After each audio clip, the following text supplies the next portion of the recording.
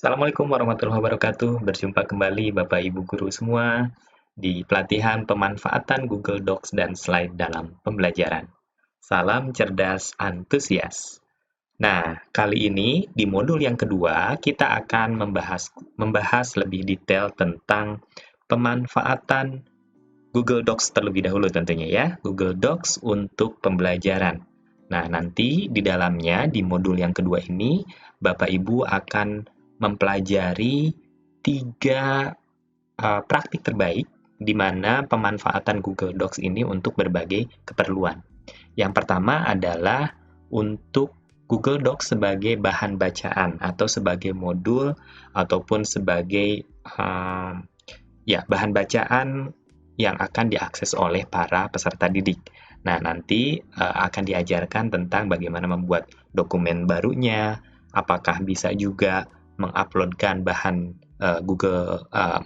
Microsoft Word yang sudah dibuat barangkali, dan terakhir adalah bagaimana membagikannya kepada para peserta didik. Nah, ini di modul yang pertama. Kemudian nanti di modul berikutnya, di praktik terbaik yang kedua, yaitu bagaimana kita memanfaatkan Google Docs ini sebagai dokumen kolaboratif. Jadi, nanti skenarionya adalah Bapak Ibu bisa membuat sebuah dokumen dengan memanfaatkan Google Docs tentunya, dan lalu kemudian si dokumen tersebut bisa diakses oleh seluruh peserta didik. Sehingga nanti kita bisa melihat aktivitas yang dilakukan oleh peserta didik. Nah, mereka mengetikkan apa dan sebagainya, itu akan secara live kita akan bisa melihat seperti apa perubahan dokumen yang dilakukan oleh para peserta didik. Nah, ini di praktik terbaik yang kedua. Praktik terbaik yang ketiga, Bapak Ibu akan membahas tentang bagaimana Google Docs kita gunakan sebagai lembar kerja siswa untuk individu tentunya. Kalau tadi kolaboratif, satu dokumen digunakan oleh seluruh peserta didik.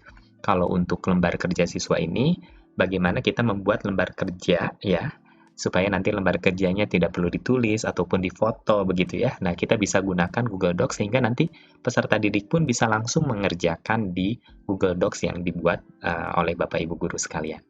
Nah, dari tiga praktik terbaik ini,